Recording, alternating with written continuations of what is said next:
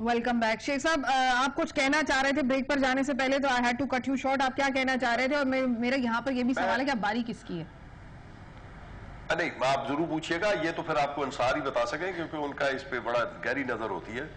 اور میرا اپنا ذاتی خیال ہے، بڑی خوفناک بات کریں گے. میں صوفیہ صرف اس میں آپ کی بڑی مختصر بات کروں گا. اس ملک میں کسی چیز کی کمی نہیں ہے. اس ملک میں خداوند کریم کی ہر چیز موجود ہے، نعمت موجود ہے. صرف ارادہ اور نیت چاہیے. اگر آپ کا ارادہ اور نیت ہو تو پھر آپ دیکھیں گے منافقت بھی ختم ہوگی اور اس ملک میں ترقی بھی آئے گی. اور پھر آپ کے سامنے یہ معاملات ہوں گے، لوگ کہیں گے کہ واقعی کو خدمت کرتا ہے. میں اسی سلسلے میں کبھی کبھار کہتا ہوں کہ جب آپ کسی کی بات کرتے ہیں، مثال کے طور پہ میں اگر بات کرتا ہوں کراچی کی، تو فوری طور پہ آواز شروع ہو جائے گی، جی پنجاب میں کیا ہو رہا ہے. بھائی چھوڑ دیجیے آپ پنجاب کو، اپنے آپ کو ٹھیک کر لیجیے. آپ کو دیکھ کے ہم بھی ٹھیک کر لیں گے. آپ اس قسم کی جو سیاست ہے وہ اگر ختم نہیں ہوگی تو پھر یقین کیجئے کہ اللہ ہی حافظ ہمارا، پھر ہم ٹھیک نہیں ہو سکتے. اچھا، میں بیرسٹر صاحب سے میں بیرسٹر صاحب سے پوائنٹ آف ویو لوں. بیرسٹر صاحب، آپ کا کیا خیال ہے، کس کی باری ہے؟ مشرف صاحب کا کیا چانس ہے؟ دیکھیں جی، باری تو فی الوقت تو یہی نظر آ رہا ہے کہ یہ جو اس وقت اقتدار میں طبقہ ہے شریک، انہی کی باری ہے. صرف چہرے چینج ہو جائیں گے، شاید یہی لوگ دوبارہ آئیں گے. ہاں، اگر انتخابات ہوتے ہیں، ٹرانسپیرنٹ ہوتے ہیں اور فوج یا عدلیہ واقعی شفاف طریقے سے اپنی نگرانی میں انتخابات کراتی ہے تاکہ حکومتوں کا اثر نہ ہو، تو یقیناً پھر جو ہے نتائج مختلف ہو سکتے ہیں. پھر نئے چہرے اور نئے لوگوں کو بھی موقع مل سکتا ہے.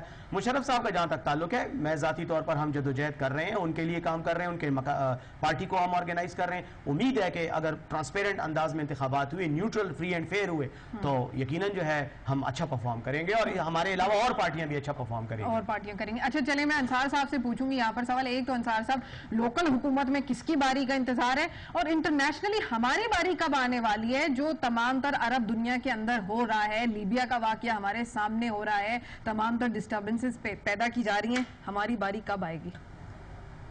دیکھیں، پہلے تو لوکل بات کر لیتے ہیں. سیف صاحب اور جنرل مشرف صاحب کو خواب دیکھنے میں ظاہر ہے ان کو آزادی ہے، جیسا مرضی خواب دیکھیں.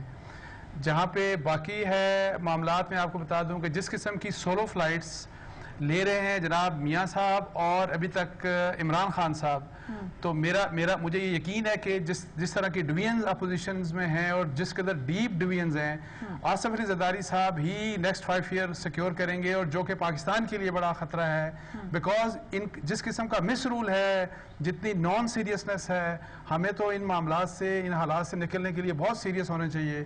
سو مجھے ڈر یہ ہے کہ جس قسم کی ڈویژنز ہیں تو دوبارہ انہیں نہیں آنا ہے. امریکہ کیا کرے گا؟ جہاں پہ انٹرنیشنل حالات ہیں، تو اس میں دیکھیں ابھی جس طرح لیبیا کی باری آ گئی، پہلے افغانستان ہوا، عراق ہوا.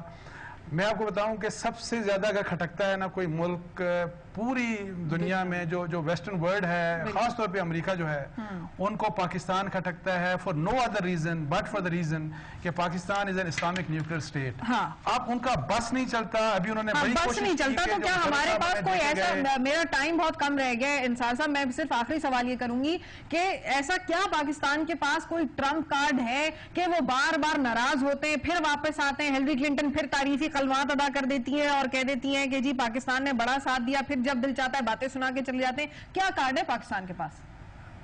دیکھیں، جس طرح اے پی سی میں ایک ڈسپلے ہوا، جب تک ہم ایران کی طرح ایک قوم نہیں بن کے ابھرتے، اور پاکستان کو ویسے بائی دا وے پاکستان کی طرف آنا کوئی آسان کام نہیں ہے جیسے جنرل کیانی نے کہا، because we are a nuclear state. اگر آپ ہمیں چھیڑتے ہیں تو یہ پورا ریجن ڈسٹرب ہو جائے گا. لیکن ہمیں اگر ترقی کرنی ہے تو ایک نیشن بننا چاہیے اور پھر اپنے معاملات خود ٹھیک کرنے چاہیے، اپنے گھر آرڈر میں رکھنا چاہیے.